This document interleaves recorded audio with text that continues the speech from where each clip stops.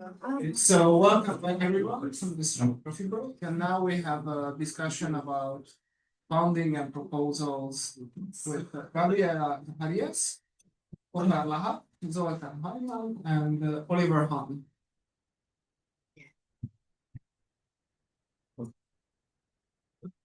The reason why I'm doing science is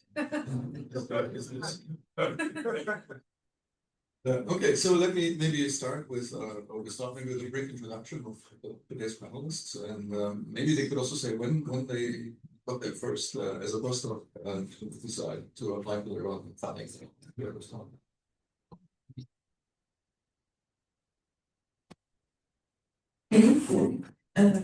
I'm Gabriela Zaharijas.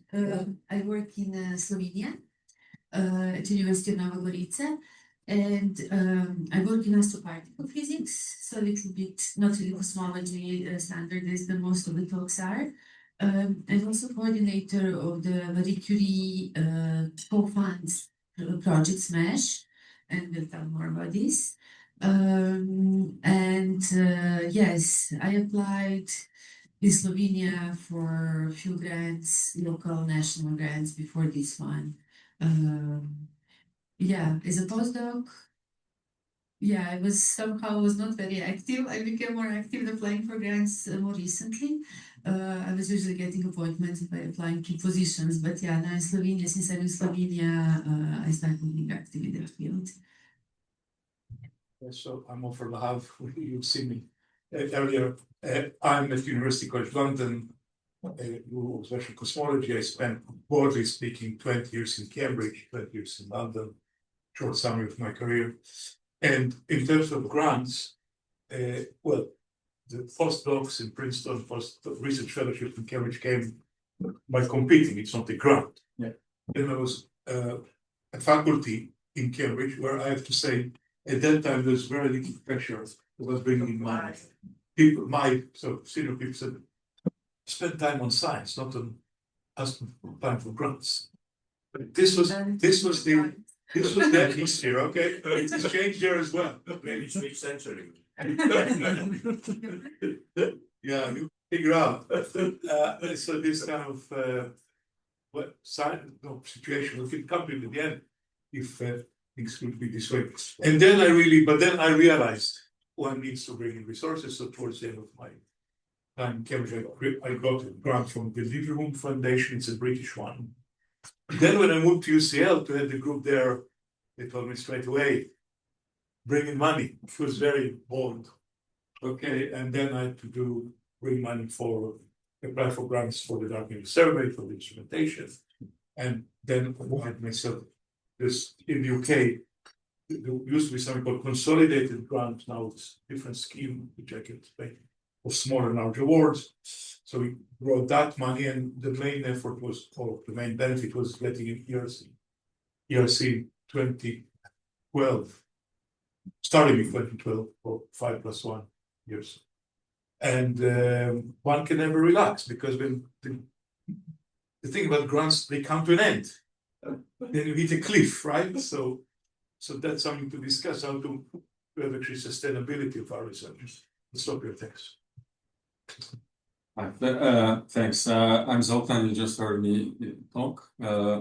Actually, before I say anything, I'm just curious about the audience. Can you raise your hand if you're faculty or permanent staff, and postdoc, and students?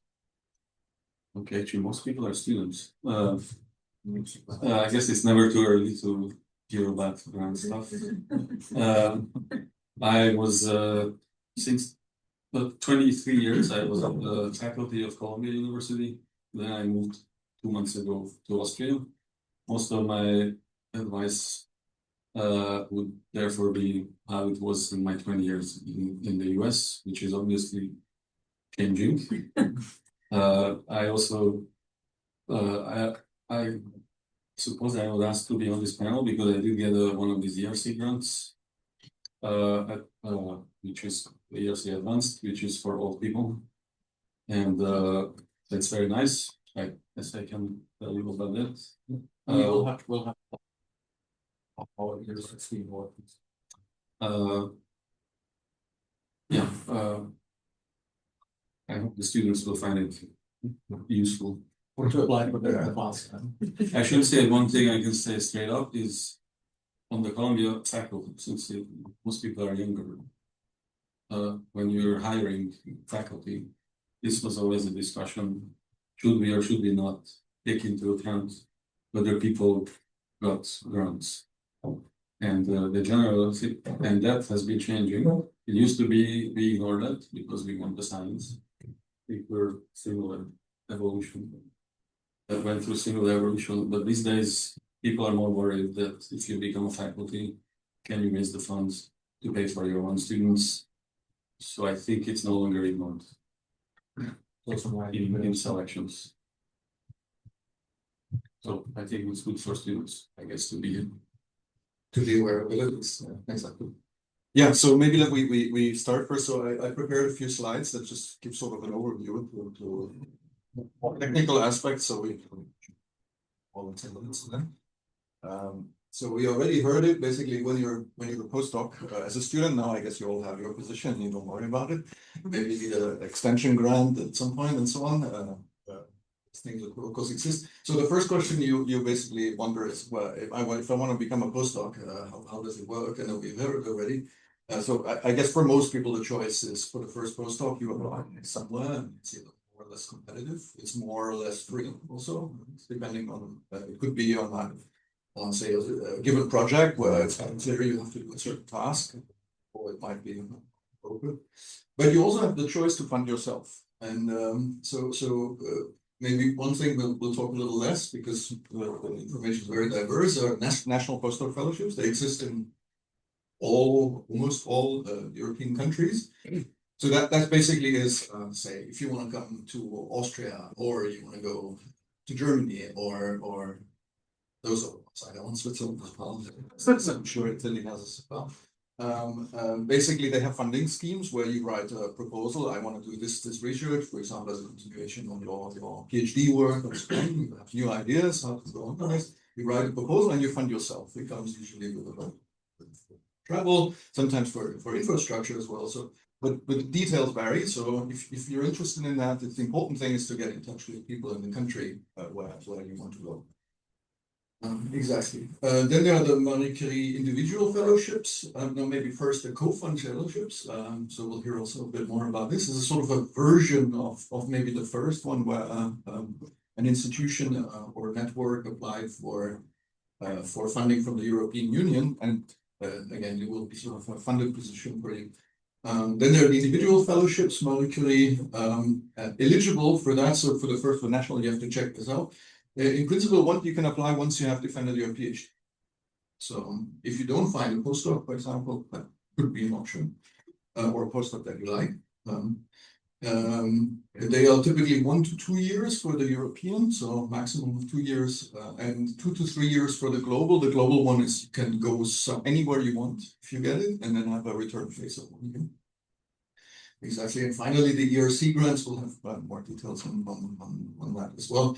That's funding then a bit more advanced, where it's not only for you, but it's actually to have a larger project where you can pay people to do this. So just very briefly for the Marie Curie, the main objective of them, how are they different from the national ones? They have a very, very important training aspect included as well. You can also have sort of placement internships as part of them. So meaning you can go for a longer period of time, after these 1 or 2 years, also somewhere else. Exactly, these are the details. So I think we'll put these slides maybe somewhere, and you can read all of this as well. Exactly. So then in your proposal, just to give sort of an idea, the important thing when you advertise your research is always these kind of 3 things. The excellence of your research, so it has to be sort of something that's actually quality, pertinence, soundness, quality of the embedding in the institution, the training, supervision, and so on. The impact of the research, so it should not be something that nobody cares about. And the efficiency of the implementation, meaning are you the person that can actually sort of carry this out? Criteria for the evaluation. Now for the ERC grants, there's 3 pillars to it. And in fact, there's 4, but I think just ignore here. And just to give an idea, it's a starting grant. For now, this is 2 to 7 years after PhD. So this is basically for once you had already a postdoc, for the second postdoc. In the past, consolidator was 7 to 12 years after PhD, and then advanced grant for all that are older. But this is changing from 2027 on.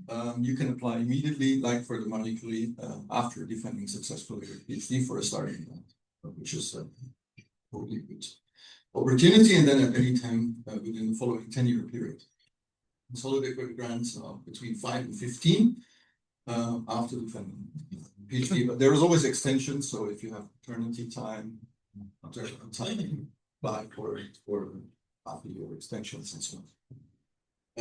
Exactly. So how do these proposals look like? Is this also similar to the Marie Curie, even though they also have a much more sort of aspect also of the training? This is changing now. So from 2026 on, it's the scientific proposal part 1, 5 pages, which used to be an extended synopsis.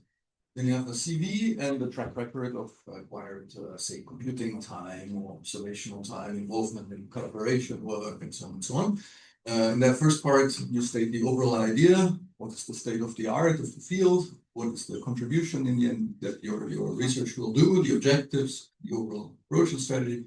And part 2 is the more technical aspect, the methodology, the actual work plan, where you say, first year we'll do this, and the second year we'll do this, and so on and so on, and the risk strategy. And then the third part of the proposal, in some sense of getting it, is an interview. For Marie Curie, there are no, for the individuals, there are no interviews.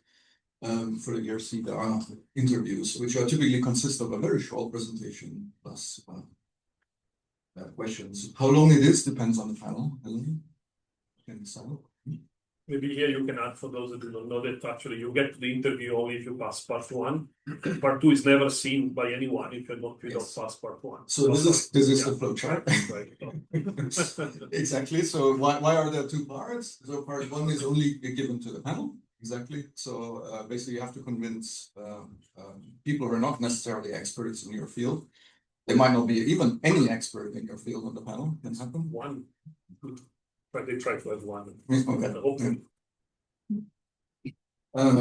Exactly. So those proposals are then distributed to people on the panel, and screened, I guess, and a certain fraction. You can maybe say a few words.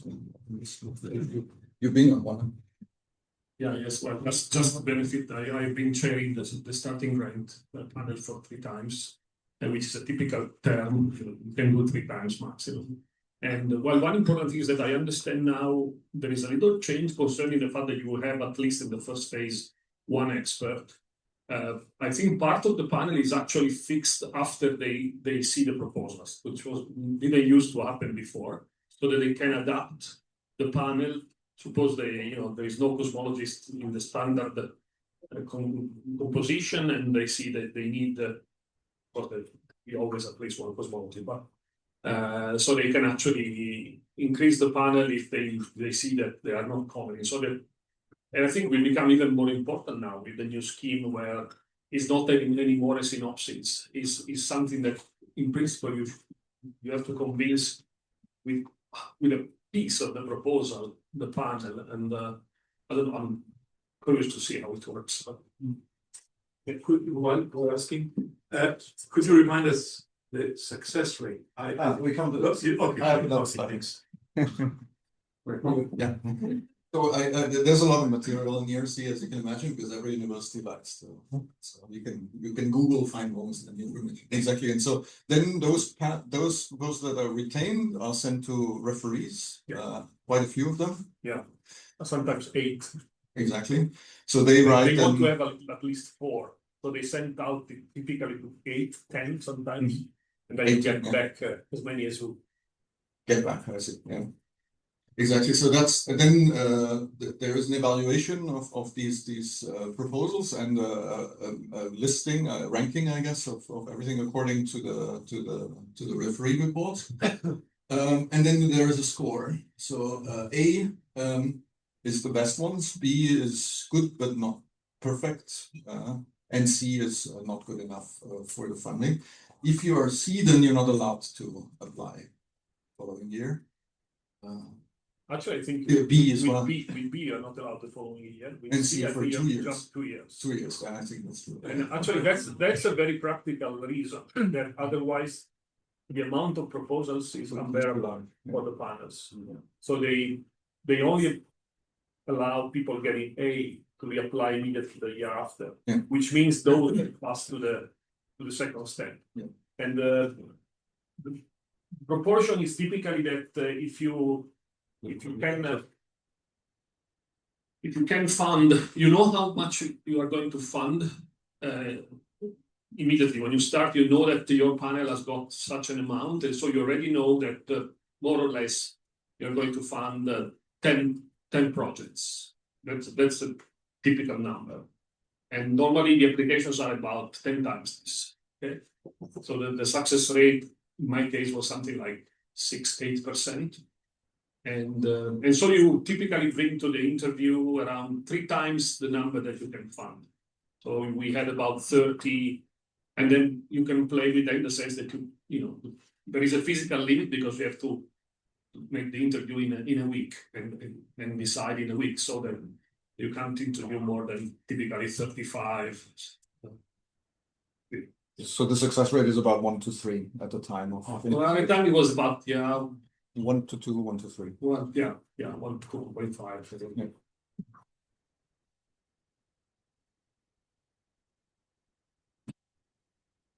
Exactly, and so then after the ranking is made, people are interviewed, and then at the end of the process. Maybe one important one important point is that any numerical ranking that is coming out of the initial evaluation is rediscussed by the panel. So every proposal is rediscussed.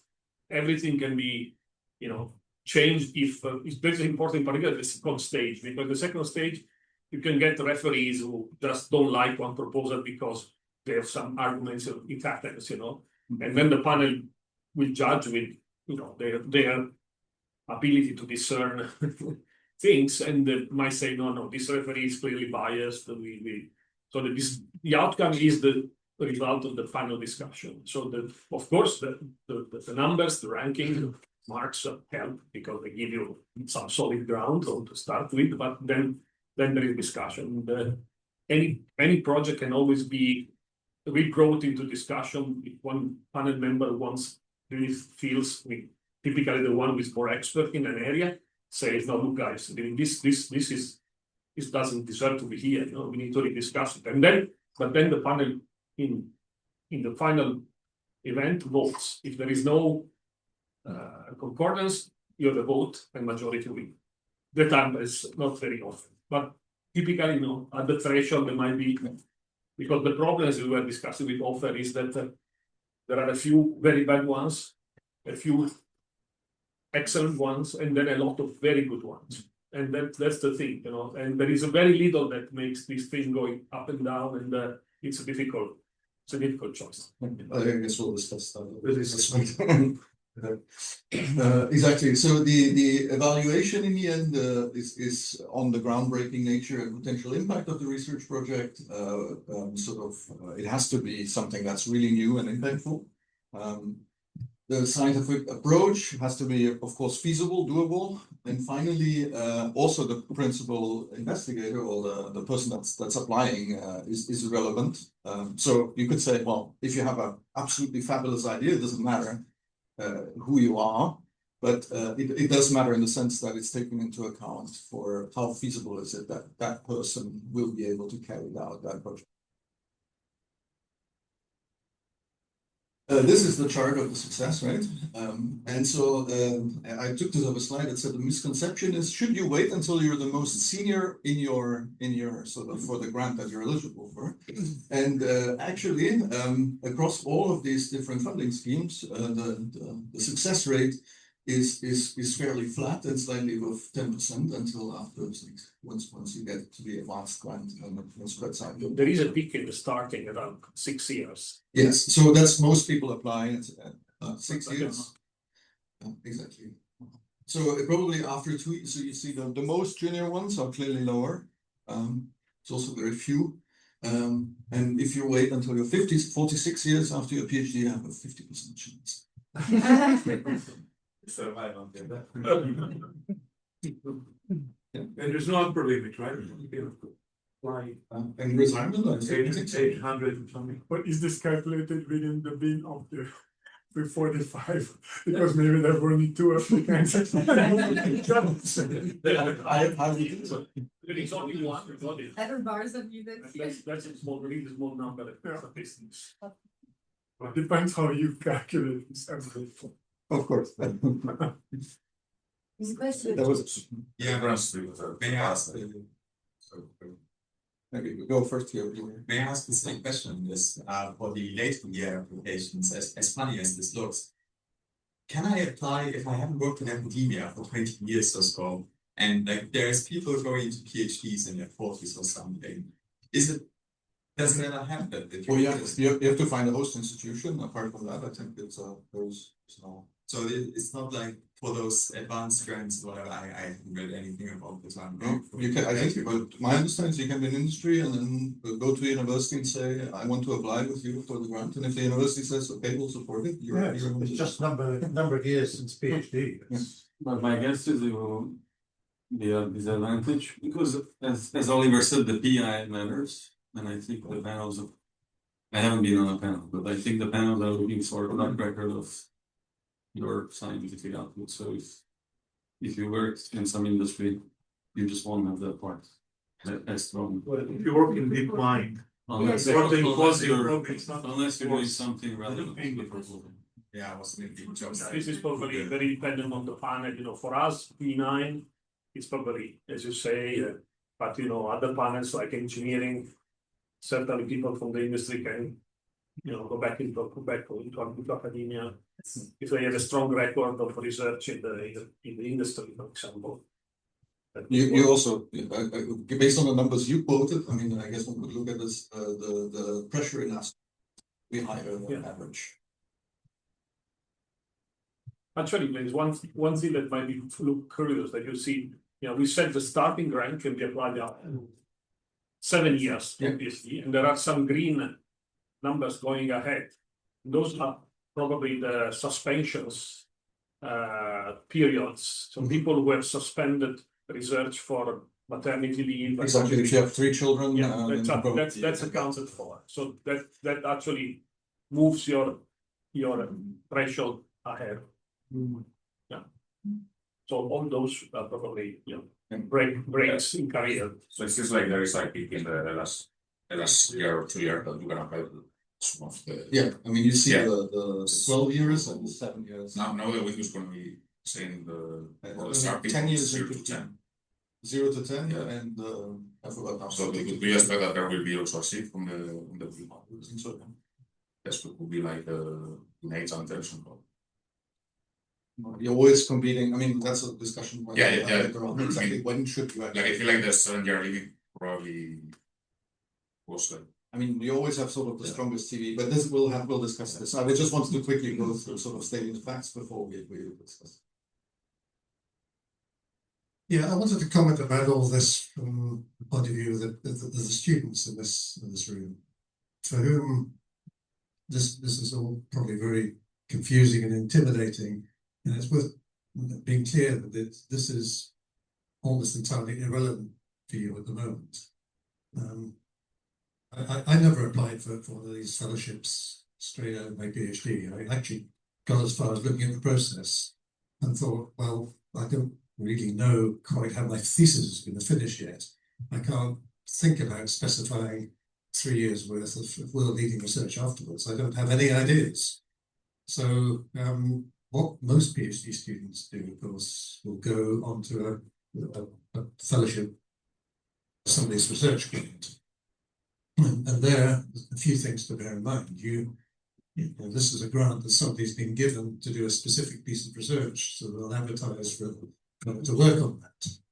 But what you have to remember is that a good employer should not treat the person they employ as a slave. When I take on a postdoc, I say, okay, I wanted somebody to work in this sort of area, but I'd much rather have somebody who pursues their own ideas that are vaguely correlated with the area that I want, and to give them freedom, because you get better research done. So you should look at the AAS register for these kind of grant funded positions for which you're eligible, which your skills are relevant. But then try to find out something about a potential employer and whether they're likely to treat you well and give you some flexibility to pursue your own research in parallel to the main task. But this can be a good compromise because you learn new skills by working under a senior scientist, but they give you the room to grow. And if you have the right sort of position of that kind, it can be as good as one of these, and gives you a platform for which you can then build to be able to make a suitable case, having had 2 or 3 years postdoc experience. The last thing to say, and I'll shut up, is that to get one of those positions, you still have to write, you're still expected to write a research case. It's perhaps not quite as demanding as say, applying for an ERC starting grant, but you're still expected to produce a couple of pages of research ideas. And the important thing to bear in mind is you don't have to do it. Okay, all you're expected to do is to show some indication of critical thinking about the subject, that these are important problems, I have some skills, I can contribute to this.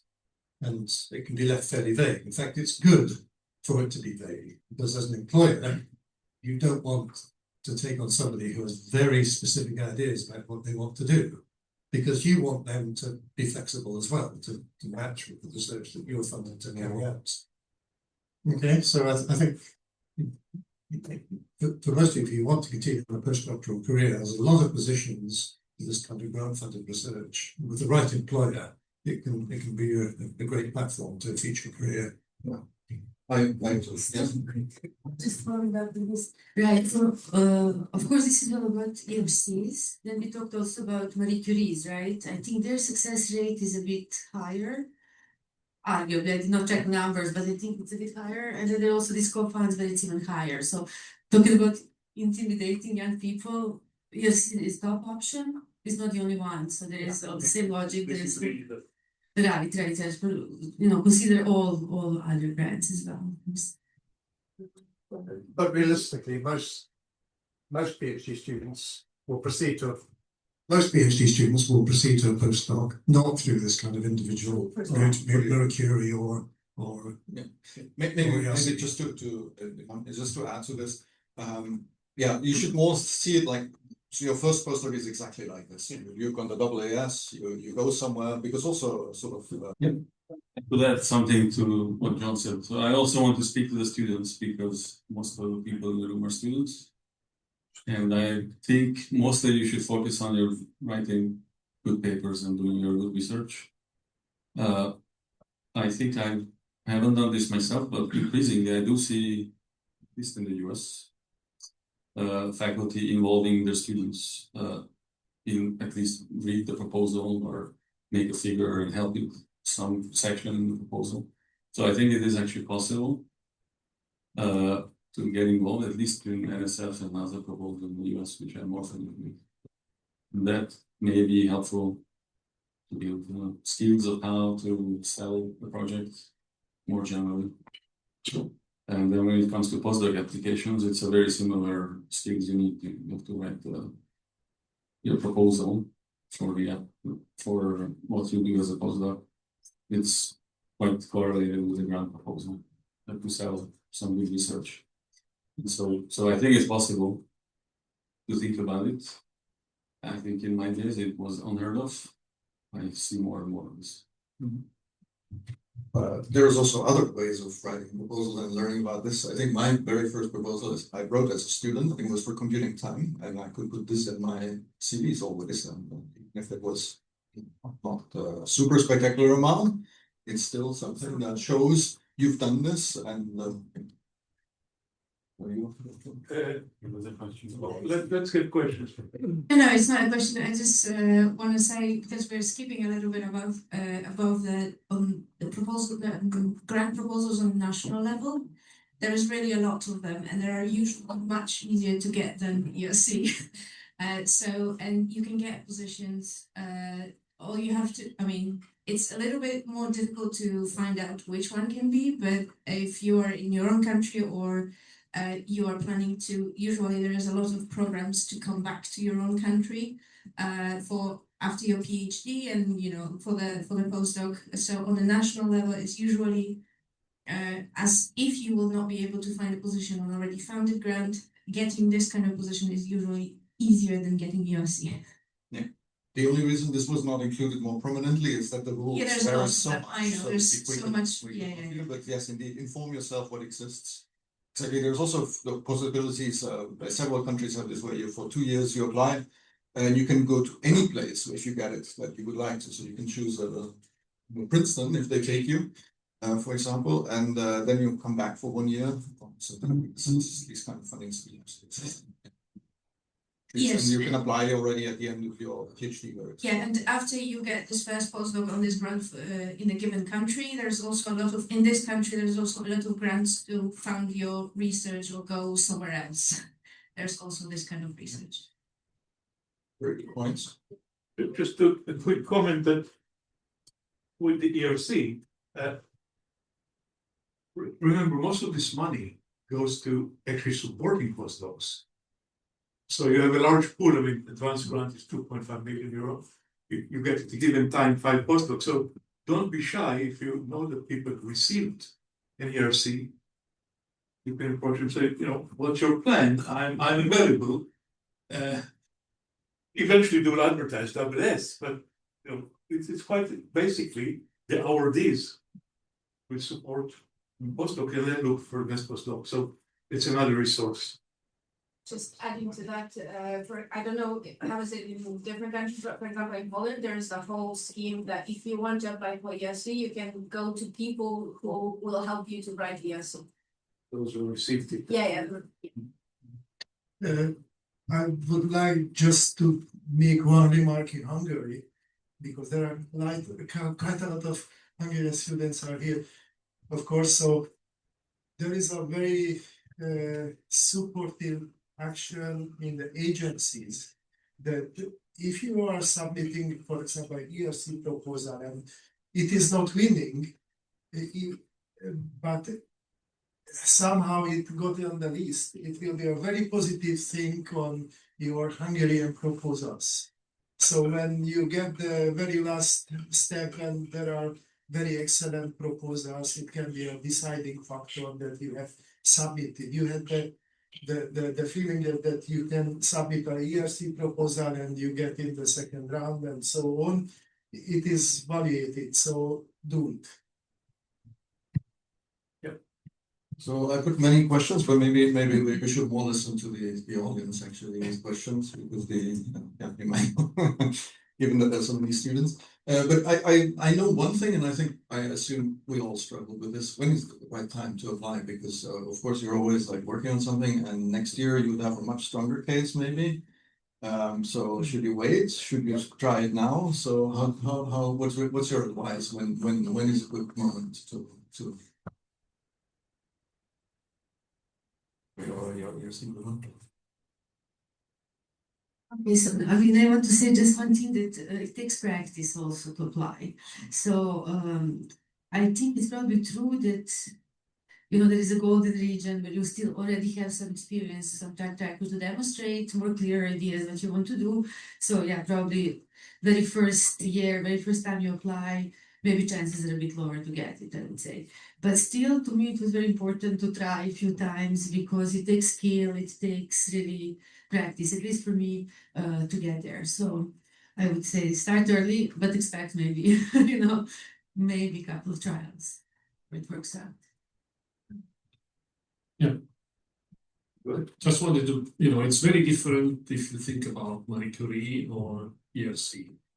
Marie Curie is quite a bit on the complementarity between you and the host institution, and it plays quite a significant role usually. The fact that you say, oh, I'm good in doing this. If I go there where they do this, together we make a further step. And I have one Marie Curie fellow who came to work with me, was somebody was working only in galaxy evolution, and so he basically focused the proposal, say, oh, I work on galaxy evolution, I want to connect this to large-scale structure, I want to go to this place where there is a group doing large-scale structure, and in fact it was successful.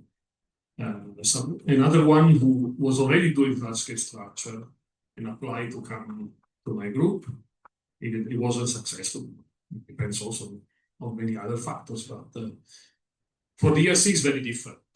For DRC is really, that's why I think one should not think too early about something like the ERC. You need it, and so John said, you need time to mature. You need to have a good idea. You need to have a very strong idea. There is a combination of factors that, of course, is different if you are thinking about the starting consolidator or advanced. But usually a very good combination is that you produce a result which had an impact. So there is something new in the approach that you already showed on a field. And that, from my perspective, would be more related to the data. And then you couple this to be involved in an experimental, in an observational project. You say, okay, I have these special skills. I know how, I've given a substantial contribution to making, CMB lensing a reality. And now I'm involved in this other CMB experiment. And so I want to build a group that will, help me in doing this better. And it's very important to justify why you want a group, because that's to build a group. It's very different from a Marie Curie. And so you have to say, oh, I am good in this, but I want to develop the simulation side. So I will hire somebody who is good in simulations to complement me.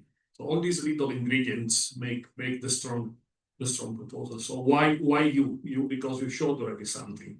Why the ERC, which is so large? Because you need resources, because to do that, you need a big group. You cannot do it on your own. Otherwise, one of the most frequent comments in the panel is, well, this is incremental.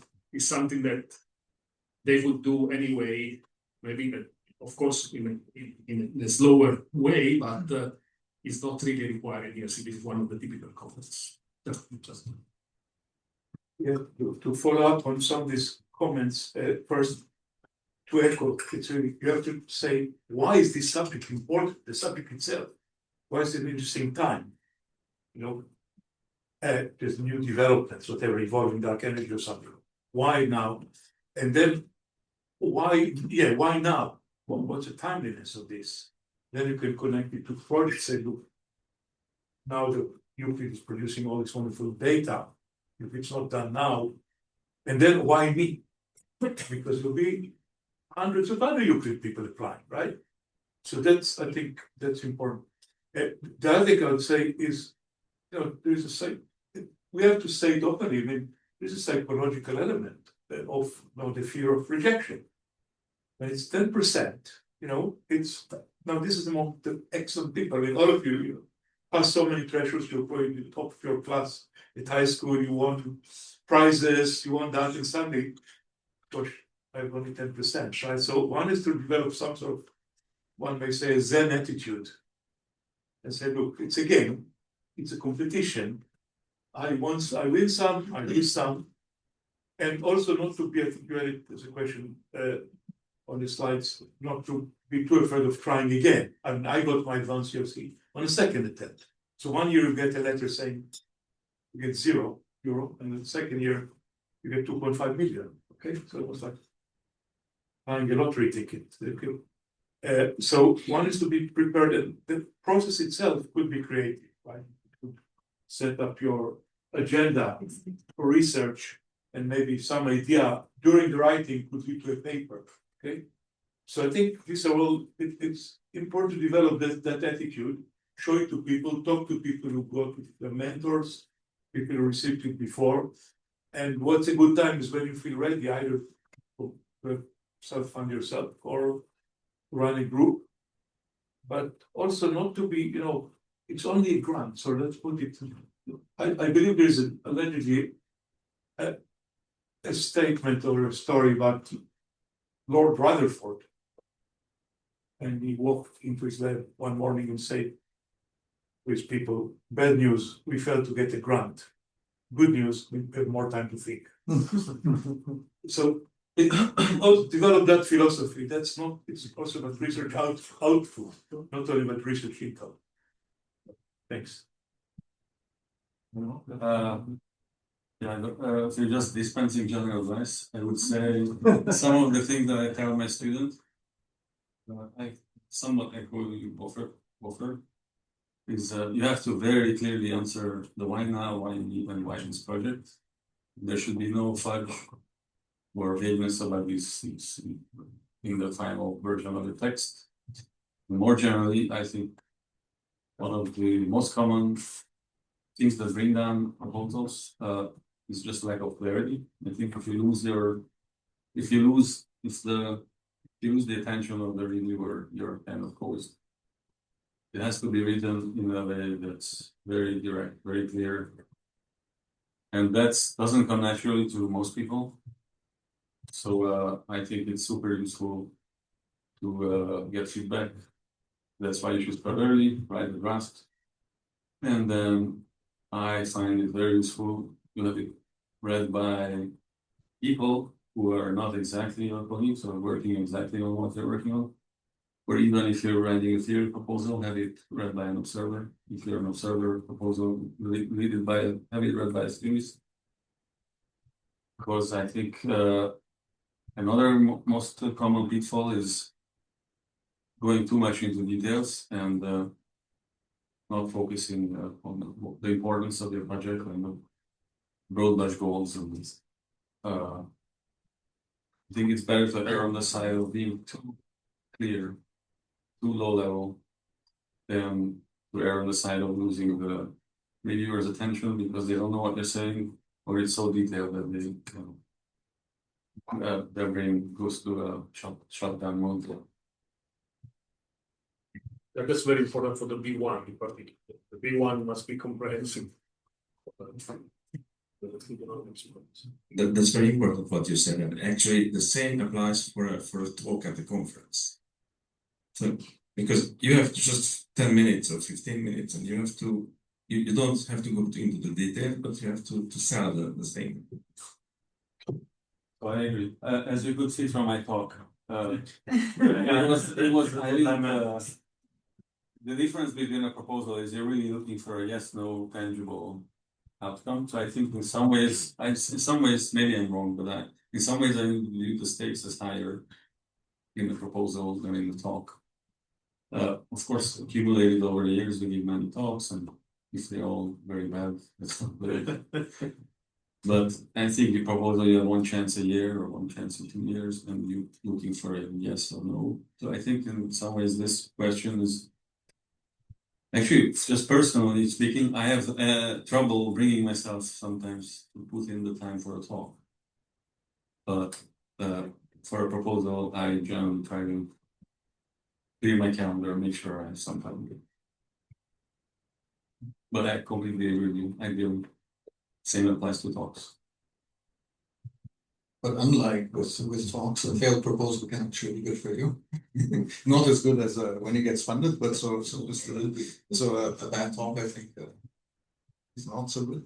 But exactly, so I've been now on several faculty hiring committees, and so when people apply for ERC, even if they don't get it, you put it, and not everybody has done that, and so you already sort of, set yourself apart from those who never even tried.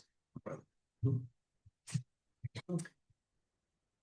This general proposal writing tips, another way to think about it, this why now, why me, why this thing, is to think about it as a story, because I think the story resonates with the reader. So your story has a context, that's the research into which you embed your proposal.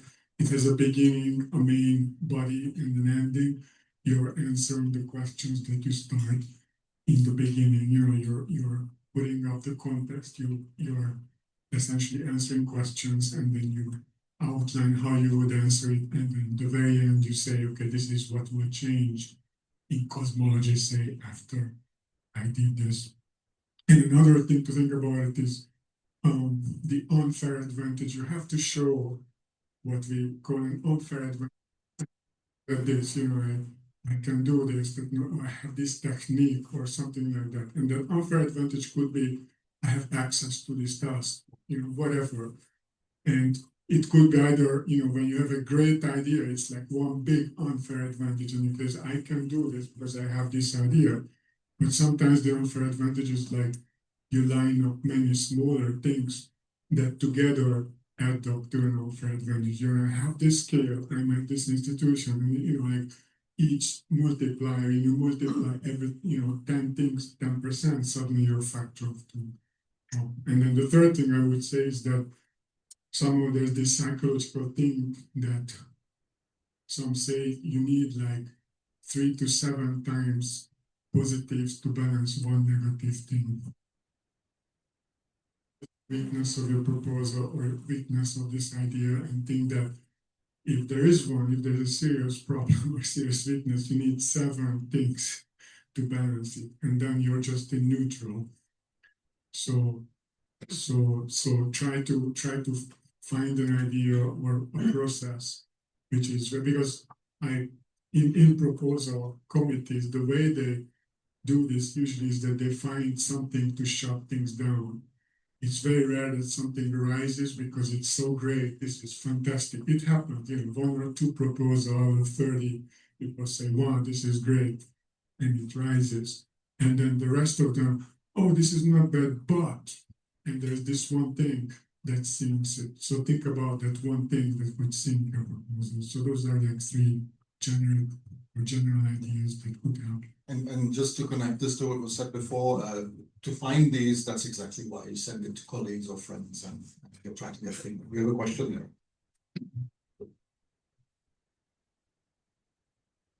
I'm a final year PhD student. I have a doubt because when we write a medical fellowship, we have to find the faculty. So can you comment on how to approach a faculty and a selected faculty if I want to write a medical fellowship as a PhD student or postdoc? Anyone wants to say? Something to say. Well, I think an immediate step should be to talk to your mentor, whether it's a supervisor or someone other. I think just not to be shy. I mean, people, by the way, love to talk about their own experience. So, you ask someone, and if they want a particular fellowship, they will be quite happy to tell you what they have done at the time. So I'll talk to more than one person to get a good idea, because it all depends on different opinions, but also to take too much someone else's advice, because it's only you who really knows what you want to do. So not to say, you can't, someone else has maybe a different skill. Maybe they're very strong in simulations, but when you want to do observations, different story. So I would say talk to people, synthesize it, and then be yourself. I think it's very important, be yourself. Yeah, I wanted to reiterate on this, don't be shy, right? So, as you said, people are also interested to participate and to work with young people writing proposals. So I would say meeting them in person at conferences, networking, just approach people, talk to them, and then, in addition to that, also email. People are very busy. Sometimes emails fall through cracks. So if you don't get a reply, don't take it personally. I lost many. But yeah, just email around and hear ideas and then decide. Start early, much before the deadline, so that you do all this research work on what you want to apply on early on. Regarding Marie Curie's, I just wanted to add about co-fund schemes, right? So these are a bit less known. But these are like individual Marie Curie applications, but not to European Commission, but to already formed co-fund networks. Okay, this sounds confusing, but basically there are people, middlemen, that already got money from European Commissions, and now they are distributing Marie Curie grants. So basically you apply to the network, similar application, everything the same, but then referees in that network decide, who's going to get the application. It's also great. You get lots of money, lots of travel, research funds, everything like Marie Curie. But again, arguably, could be a bit less competitive because it's not at the European level. So yeah, and once when you write Marie Curie, you can easily adapt it to various co-funds. So keep that in mind too. If you see the co-fund scheme word, just pay attention. Actually, I think the question was how to approach somebody to support you as the. Yes. And actually, I'm very interested in this because I'm new here. So, like, can you specifically say when people approach you? First of all, is faculty allowed to support more than one applicant? Yes, there is no limit. So, what is the incentive for faculty not to support? No, except the time. The bonus they don't write to you.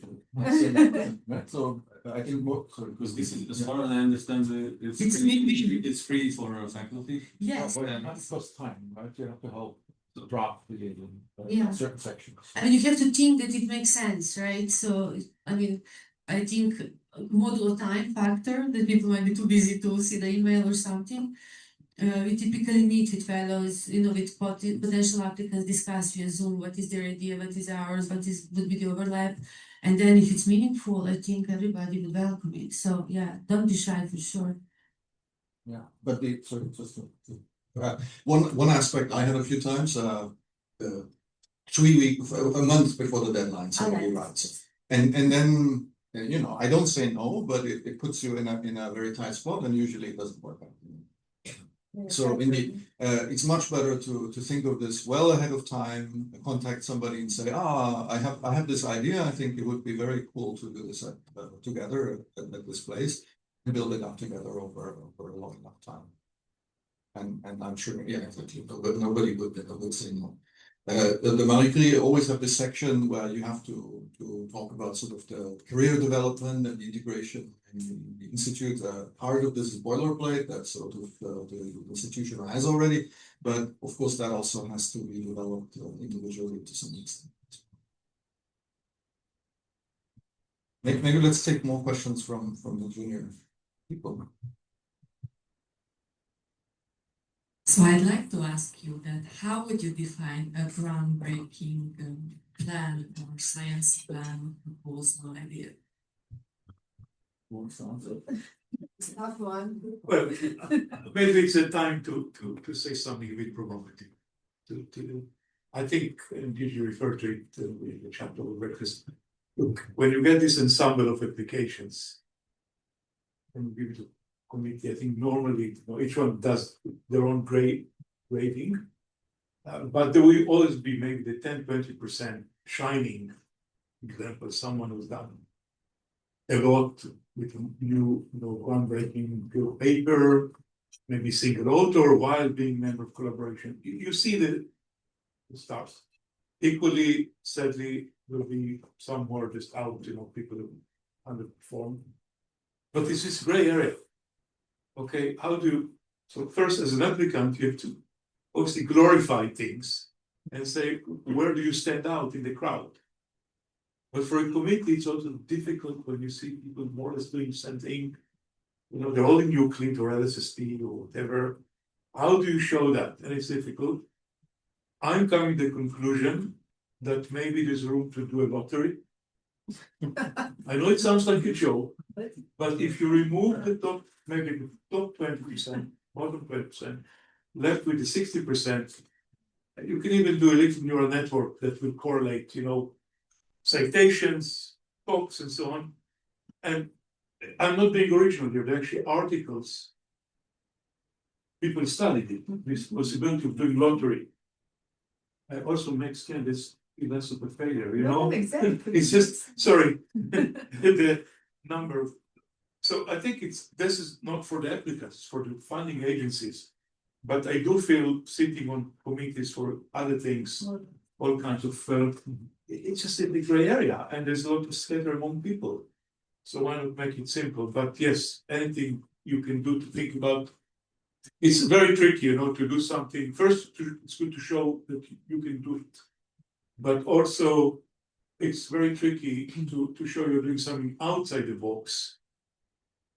Very original, but at the same time, not completely crazy. So that's talking to colleagues would help.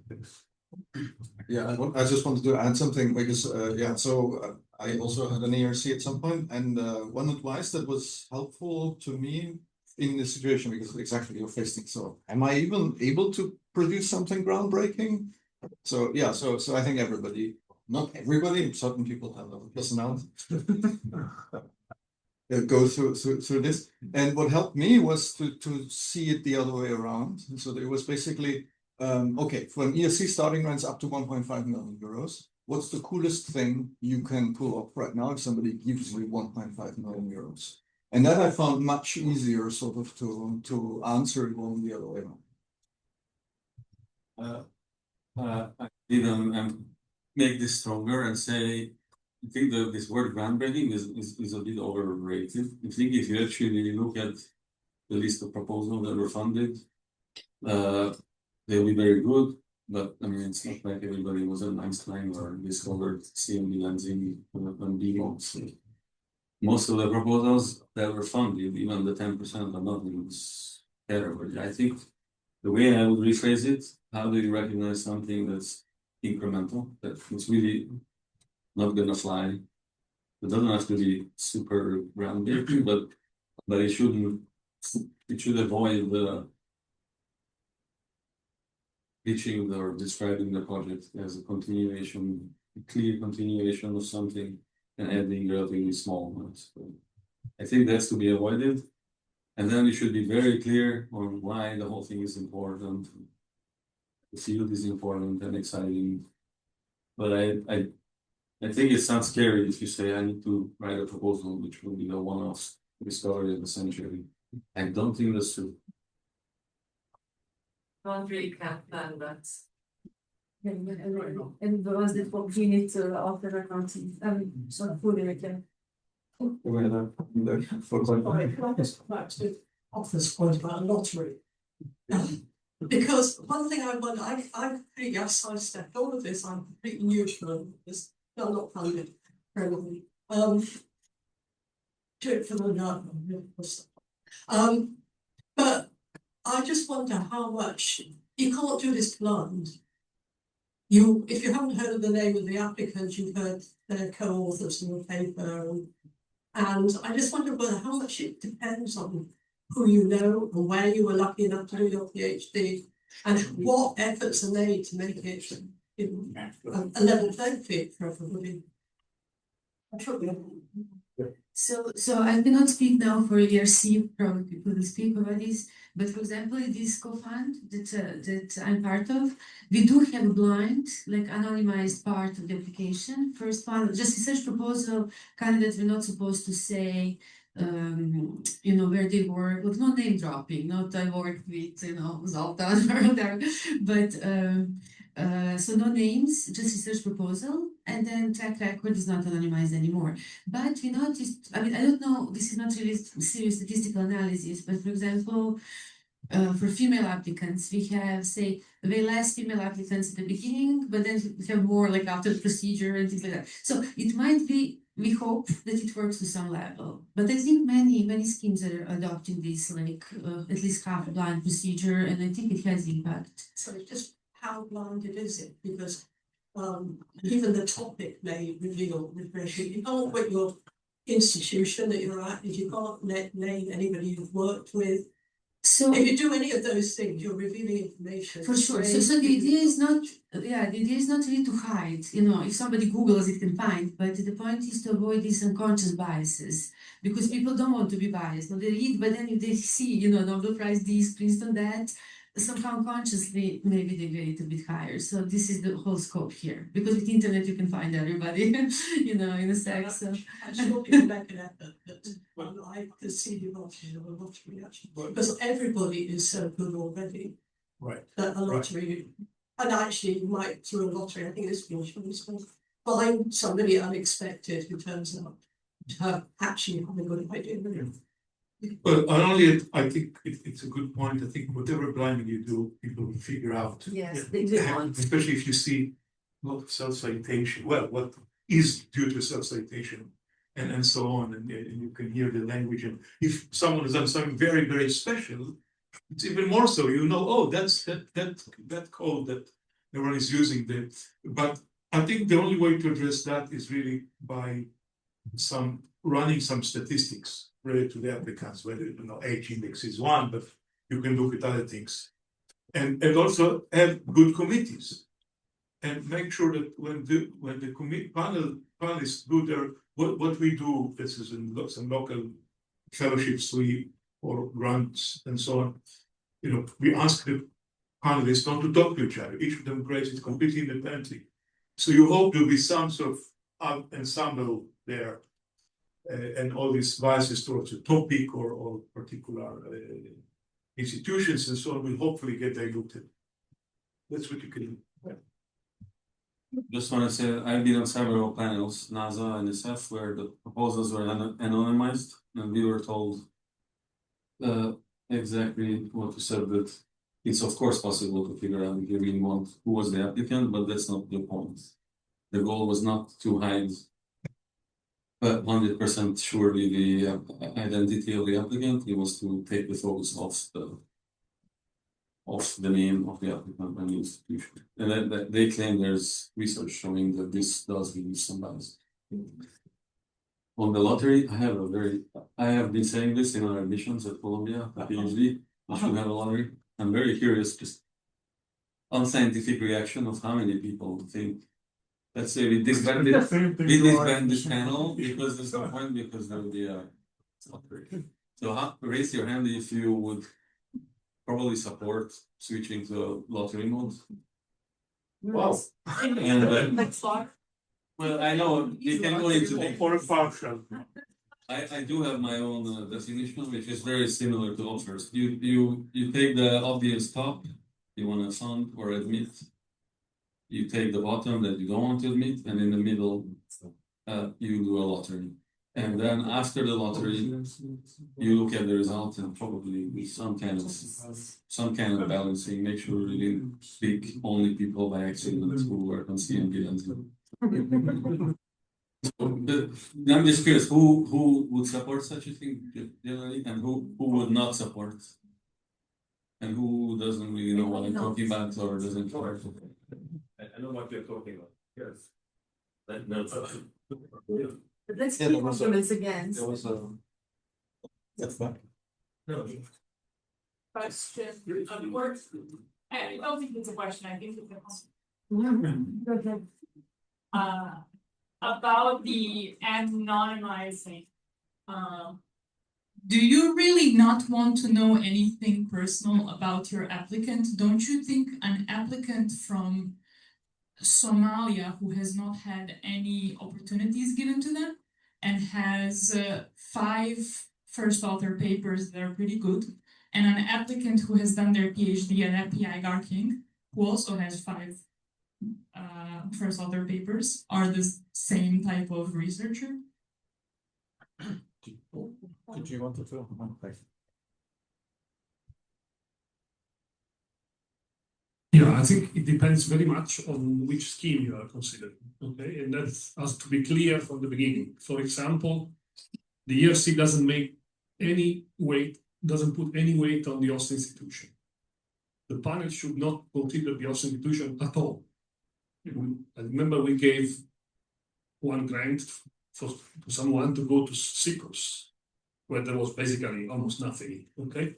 Naturally, it was seen as good that it went to Cyprus, but it was not the point, and no role.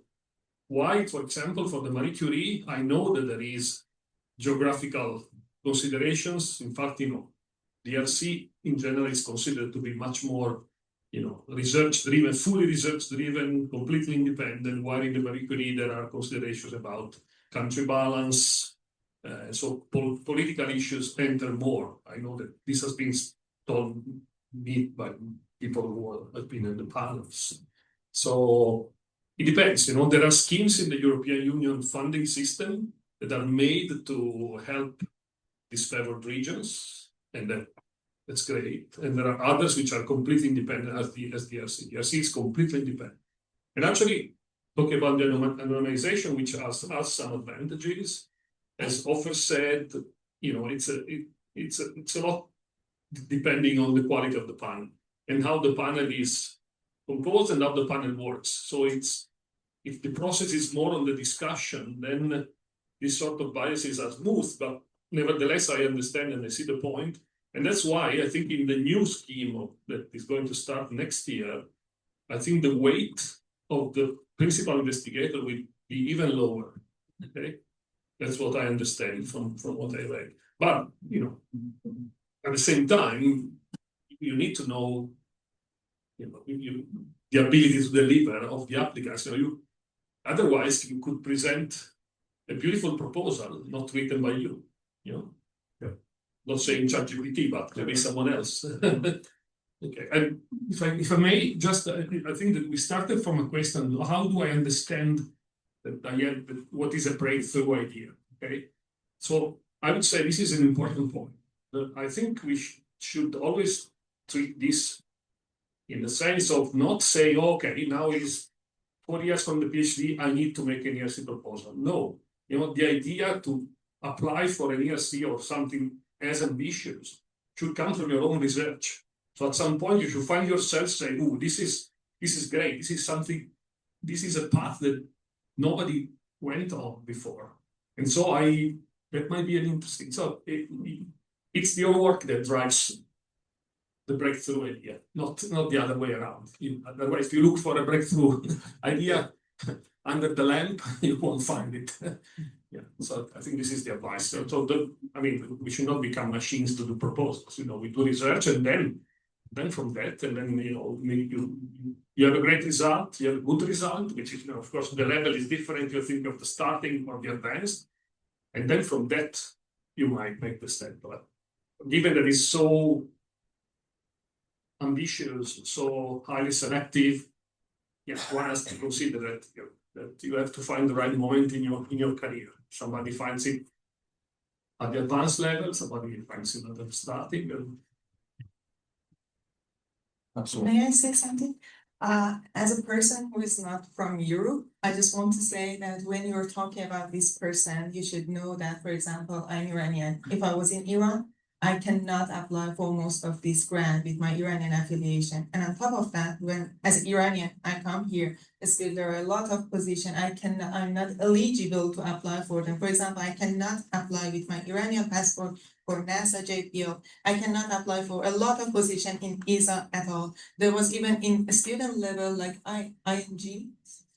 I'm not even eligible to apply just because I have an Iranian passport. I don't expect to like solve this problem. So I just want to mention this to also acknowledge this, because like me as Iranian, like we have more, I don't know, maybe from India or different countries, we all also have this problem on top of everything else. So it's like that. You start to see that, and it's like that, oh, for example, you are not even eligible to think about this postdoc position.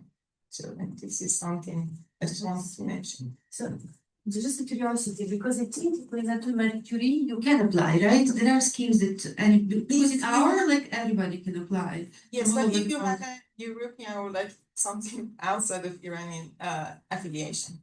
So for example, if I finish my PhD, go back to do some postdoc in Iran, just only have one Iranian affiliation, still I cannot apply for it. I see. Okay, but for some, I think for ours you can. So like, I mean, there are schemes. I mean, this is horrible. I didn't even know. Yeah, but like, yeah, exactly. There is a problem, but okay, it's not. Some exist at least. If you want to know more, I can ask.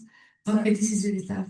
But I want to see maybe as I come to Mike, just to answer about this anonymization question, which I think is very important because candidates do need to be evaluated in the context of circumstances, right?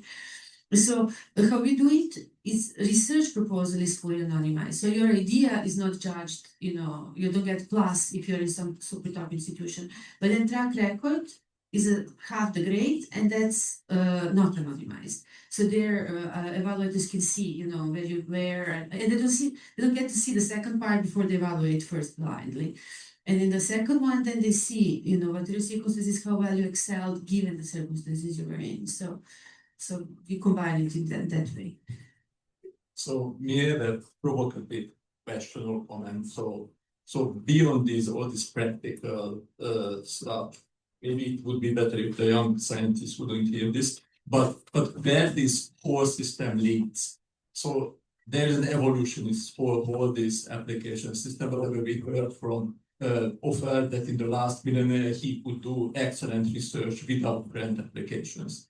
Okay, and now I think we may agree that we spend more and more our time for writing grant applications and writing reports. So if you start with applying for Marie Curie or ERC, you are starting that route, and when you will be a senior, you will spend all of your time doing this and not research. So what's your take on it? Is this system going somewhere, evolving somewhere? Is it good system at all, or there should be completely different system, like funding institutions and institutes decide who they hire and so on and so on.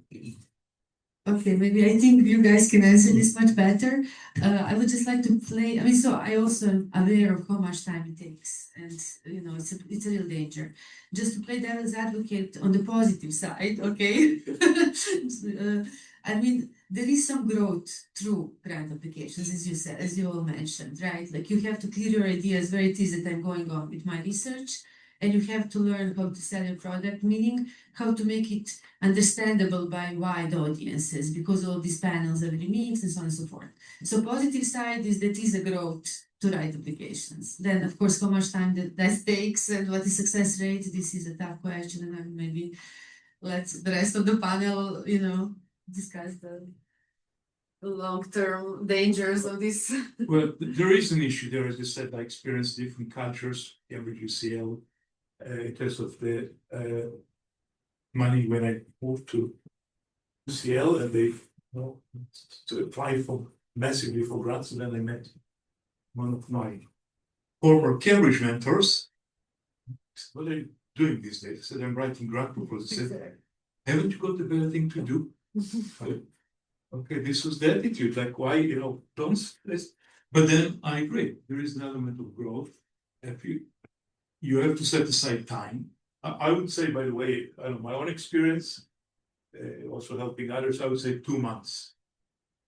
You know, don't, you know, to prepare for the ERC. You know, you need a time to think and so on, so it's not the time. Don't just do it the week before, it won't happen. No? Especially if you want to consult other people.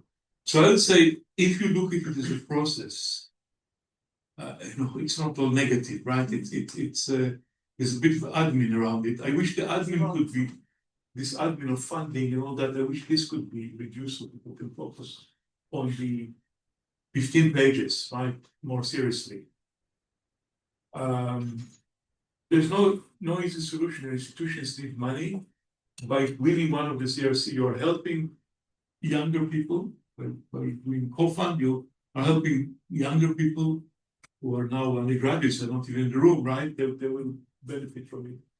So this is the world, but one can also make some decisions, career decisions. You say, this phase of my life, I apply and I generate money. In another phase, I don't care, I want to write a book.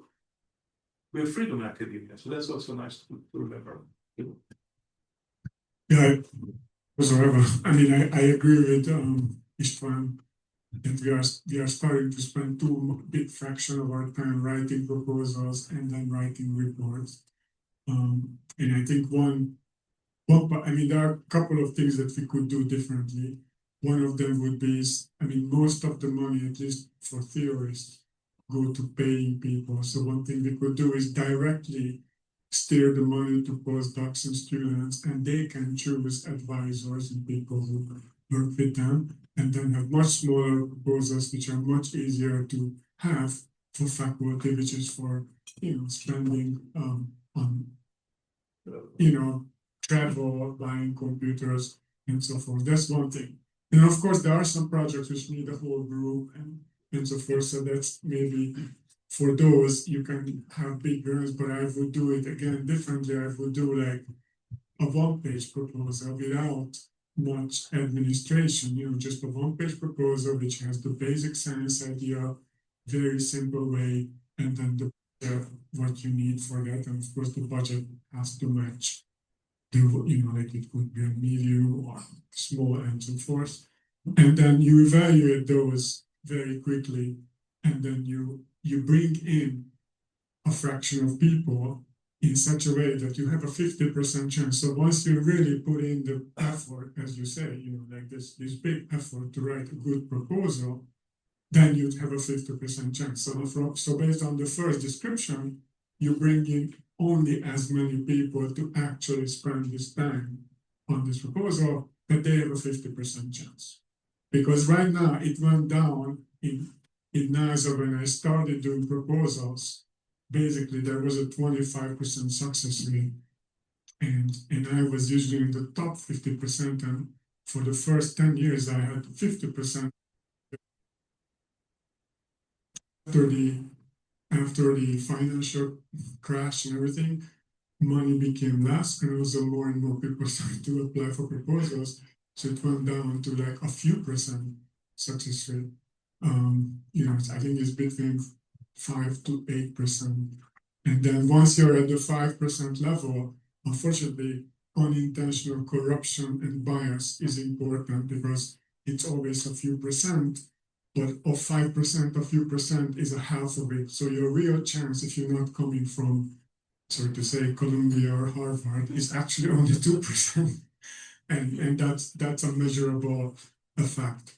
And so for instance, my success rate just skydived, and I have to do so many proposals before one, luck is of course an important factor. So spending so much time writing proposals because your success rate is only a few percent. I think in the last 10 years, I had like 3% success rate as opposed to 50% in 15 years ago. And so little money. There is a simple solution just to increase the research. Yes, yes. That's not where it's going right now. Yes. I think another thing that should be done is more flexibility. Because I found myself also spending, but not huge, maybe 10% of my time on proposals over the years. But what I do also spend a lot of time on is just managing the situation where one grant is expiring and then the student needs 6 more months funding. You have to spend a lot of time dealing with agencies. So some kind of flexibility in spending the money over longer periods, even if it's the same amount, would be reducing a burden. Just admin burden in general is just high. Yeah. So wait 1 second. So a question there, and then I would like that maybe the last only 12 minutes we go back to the more junior people for questions or even general sort of career questions related to this. Feel free. No, a question more like a comment and a question, because there is more and more progressively more and more people that are sending proposals, and the number of proposals is increasing. Founding is not increasing that much. And here's a question: if there is to the people who are in founding committees and stuff like that, is there any talk about it? Because we will reach the point where there will be like a critical mass of proposals for people to be able to evaluate them even. And this is where this randomness coming in, because we're going to reach the point where the success rate is going to be 1%. Or something like this, or there will be just too many proposals for people to be able to evaluate them. Are there any schemes that are coming up, or are there any discussions that you can share with us? What is the future? Because I don't think this scheme that we have right now, the methodology of sending proposals and being evaluated, and it's gonna work for very long. Yeah, I'll just say a few things about the UK system because it addresses that. So in the UK for fellowships, forget now about EMC, the UK fellowships, there are 2 major ones. This one is called the Ernst Rutherford, Sam Rutherford Fellowship, ERF, which comes from the STFC, from the Research Council, and there's another one, University Research Fellows from the Royal Society, both very prestigious. People who get those are likely to get a permanent job, for 5 years, and URF is even for longer.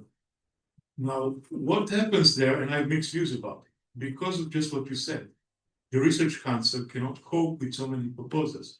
So what they do, they ask each university to support up to a certain number. So there's filtering by the university.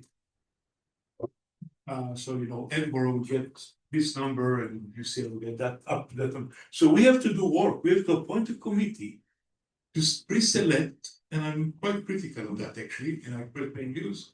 I would agree with critical. We have to decide to second guess what another committee will do, right? Plus, it's not, the candidates have to apply to several places because they will not get a place in one university, then they get another one. So that's that model. The Royal Society is more, I don't know, they simply more, to be better admin support, you can apply directly, you need to find a host.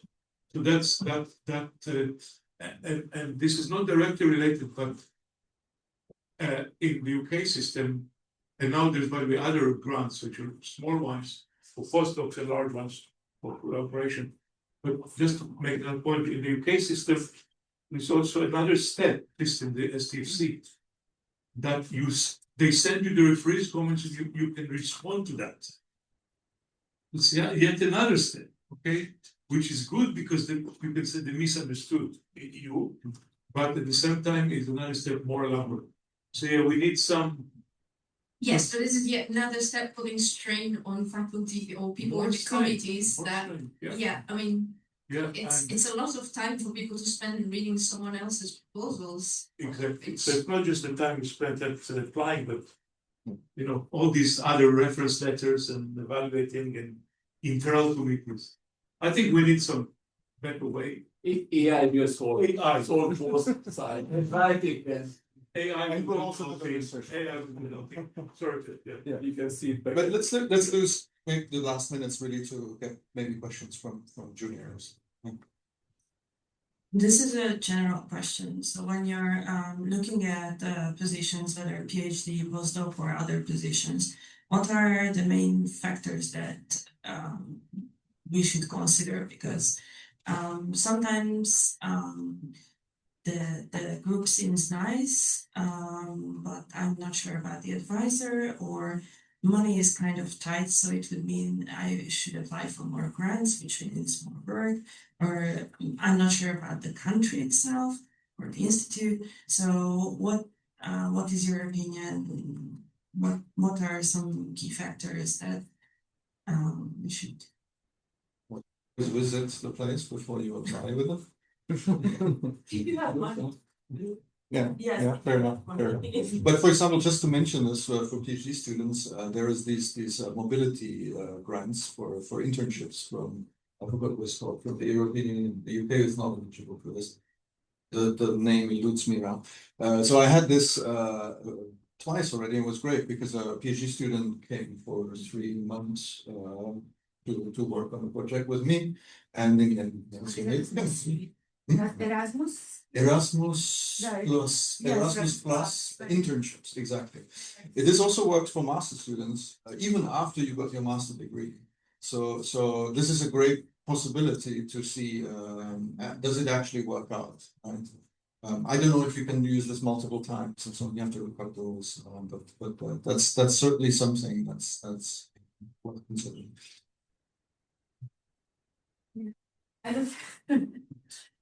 I don't have actually any advice, just to share the pain, because it's always in part leap of faith, right? You can only explore from outside as much as you can, right? Yeah. I mean, especially I shared the pain many times that we have the wisdom. I don't know if anybody says. I mean, because I've been recently in a like hiring committees in my institute, so I can tell you. So do not apply for the positions that are obviously not for you in terms of topic. I know that, I've been then searching for postdocs and this kind of stuff. Do not apply for positions that are obviously not for you. So if we are advertising for large scale structure and you are working on stars, that's not going to work. But I had to say that also by talking to people, if you don't have money to, if you see and they're open enough to share how much money they're willing to pay to you, and you check that, for example, they're paying you, I don't know, 500 euros or so, and you need to live in a capital city, don't do that because you're gonna be miserable. That's also like, unless, okay, I know everyone's personal situation is different, but you know, if you cannot survive on a renting market on the money that they're, you know, willing to pay to you, you're not gonna do any research, because then you're gonna look for a side job, if that's gonna be even possible. So just from the personal experience, just it's like, I know it's like you need to get a postdoc, but if you're going to get a postdoc, there's not paying enough for you to live in the country. It's just not.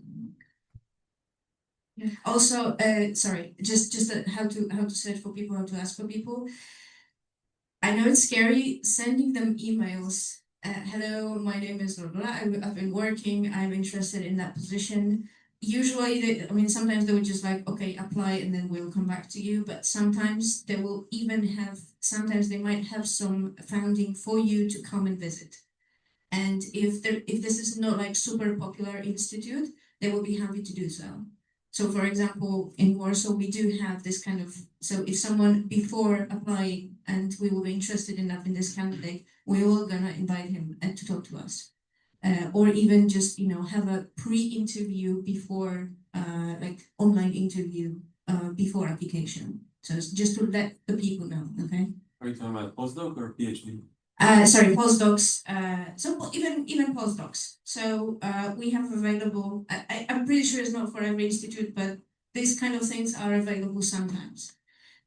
Just writing to whoever is setting up the announcement about job opportunity. Hello, I'm interested.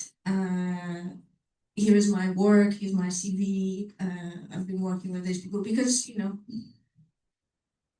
Unfortunately, you need to send this email. Yeah, but the less generic, the better. Like a less generic, the better, you know. Yeah, I know it's sometimes difficult, but this is something that, like unexpected things that we have, for example, that we can invite you and see how it is. Just a very quick, great answer. We also advise applicants to talk with other employees, say with other PhD students or postdocs. So just ask for personal impressions from them, independent, you know, not us telling, you know, young people, but just chat with them and see how happy they are in that place as well. Sorry, just one last thing. If you know someone from that institute who is on a postdoc position or PhD position, the usual institutes have like a website with lists of, you know, either faculty or postdocs with email addresses. It's like, hello, I'm interested, usually, and, you know, I'm interested how it is, you know, or you're going to recommend or you're not going to recommend. Usually you're going to be nice about that, but, you know, you can, you know, between the sentences, you can read whether or not they're happy or not being in that institute. Thanks. Do we have the time? Yes, let's do a few more questions. I'm only taking the word because a colleague in this room sent me a WhatsApp message about Erasmus and writing me, Nestor, aren't you burning EU money all the time with Erasmus Plus? So to give you advice, the only time that I didn't get Erasmus funding was when I didn't apply for Erasmus funding. And they're changing also the requirements all the time and making it easier and easier. First time I was in Erasmus, it was in my bachelor's, so it gets easier over time. In my master's, I was able to split 12 months into smaller sections. I could go somewhere for 5 months and then somewhere for 7 months. So keep an eye on Erasmus indeed, because somebody asked like, could you do multiple ones? As far as I know, you can do multiple ones within your academic track. In your PhD, you can go again for up to 12 months. Up to 12 months per academic cycle. So 12 months in your bachelor's, 12 months in your master's, 12 months in your PhD. Thank you. Yeah. Who here has done this? I'm curious. So only a small fraction of the PhD students. From what I understand, it depends on the institution a lot, because in Slovenia, like my institution, they have typically lots of Erasmus money and they don't refuse anybody, but I heard from other institutions in Italy that it's not so easy always. So just check with your student office at your institution, and might be there is lots of huge budget there. Sorry, from my experience, it's usually unfortunately division between West and East. And like I mean, Slovenia, I don't know where it belongs in this case. For center, okay, we are Central Europe. But okay, you know that Yeah. in general That's- political. Yeah, I don't know how that money is distributed from Europe down. I have no idea. I mean, I know that for some time there was a little bit less the special schemes within the European Union for the disadvantaged regions, like post-communist countries, let's call them. So yes, I'm not sure if that still works. So In any case, do look into it. Yeah, good. And a second comment to Yulia's question and to other not yet PhDs in this room, maybe it got mentioned when thinking where to apply, write also emails to the PhD students of your potential supervisor and to other PhD students in the same group that are not supervised by Adam. So somebody will tell you, Betty will never talk bad behind the back of her supervisor, but I actually know that her supervisor is very tough, or he, made something else. Right to the questions. When you apply to these type of grants and you get rejected, do you have any type of feedback or not? Well, I think for Marie Curie, you get it's only one referee for the individual ones, to my knowledge. Then you get some feedback. Yeah, I mean, so I'm not sure about individual. In our scheme, we have 5 referees, but you get a single, usually get consensus report, independent on number of referees, and you do get comments. Then other questions, how useful the comments are. Usually not all of them are horribly useful, or even one feels they're not even accurate, but sometimes some are, and that they help you improve. Okay. When do we have to stop? I guess it's the time. What's the time? Any urgent question? One urgent question? So we heard many critics of the system, I think, like the increasing diminishing return on like writing proposals and like the time you have to spend on writing proposals and low success rate and etc. etc. But is there any willingness in the community to address these problems? Because I feel similarly, like, you know, we always say that, oh, you have to pay a lot of money to publish a paper and it's such a bad system, but there's basically no willingness in the community to change that for many decades now. Is there any willingness in this type of area to address these problems? There is, but it gets worse. Well, yeah.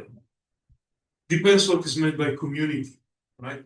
So first, there are the funders. Okay, these are big institutions where people are being paid just to think about these issues, right? How to run a grant scheme, how to make it fair, EDI, all these questions. So, but you know, they're a bit detached from the day-to-day academic life. So I think it's good if we feedback.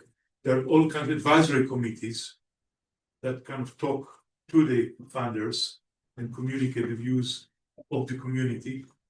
So it's work in progress, and the fact is that schemes keep changing, right? You've given that example. So people think they're improving, at the same time, sometimes they find it to be a bit cynical about it. They change the schemes too quickly. So by the time you understood how to do it, no, now it's not 5 pages, it's 6 pages, or whatever, you know.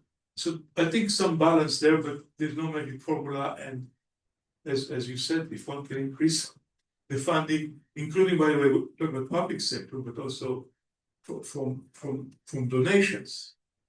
Some institutions are very lucky and they're donors who basically fund students' postdocs. So I think it's work in progress, but I think discussions like this very useful. First time I've been actually discussion that in that type of forum to conference. We always talk about it coffee breaks, you know, but and I think it's good to put it out there and maybe some of these ideas will percolate. It's cheaper this way. Good, so unfortunately we have to stop, but I wanted to say, maybe your question, you didn't dare to ask it, but just feel free to approach whoever you think might help you with career advice or recommendations or whatnot. Exactly, and go travel if you can, see other places, talk to other people than your advisor. So enjoy your lunch.